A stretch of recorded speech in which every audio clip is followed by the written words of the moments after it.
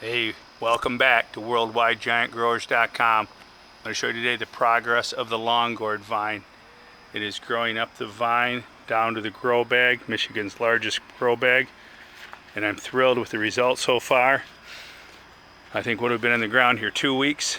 I don't know the exact date, but I think it's somewhere around 2 weeks. And it's just loving it. It's loving the veggie dew. And I wanted to share with you today our first male flower. This is the male flower on the plant. There's the fresh pollen in there. These are the male buds that turn into male flowers. The plant's popping them up all over the place. Eventually it'll start throwing little female long gourds on the plant.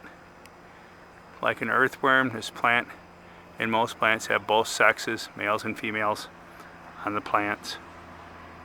And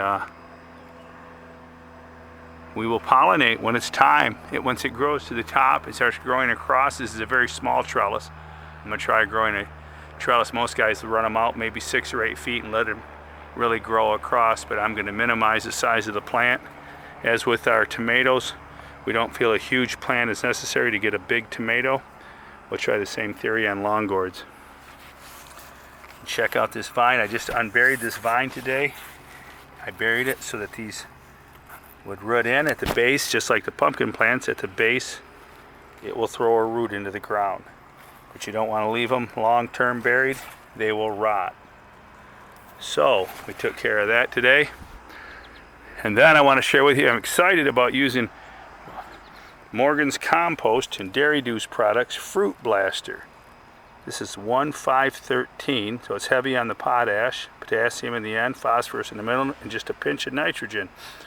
So we'll be using this later on. I haven't used it yet. Just one product I want to share with you that I will be using. Dairy Dew. This is my watering can that I use to water down the pipes. The pipes run down in the grow bag about 1.5 feet deep, and they run the width of the bag. I teed them off, drilled holes in them so I can get moisture to the center of the bag. This way. I have another moisture meter over here. I can actually pull the moisture meter out and check my moisture level, check my roots, and see if all's well. I'd rather trust my hand than some meter. I've had moisture meters, and I just don't trust some probe to tell me what I can feel for myself at much less of a cost, and I feel it's more accurate. So here you have it. Stay tuned, man. We're going to be growing the long gourd all summer, attempt to grow a new Michigan state record, possibly a world record. So join us. I'm going to link this up to my other moisture meter video to explain to you where the moisture meter should be placed among your plants. And we're going to pick another winner next video. We're going to give away another 6-pack of garden nutrients to one lucky winner. You pay the shipping. So share the videos, comment, and join us, man, for Bubba's Long Gourd. It's on fire. Talk to you soon, man. Keep them growing.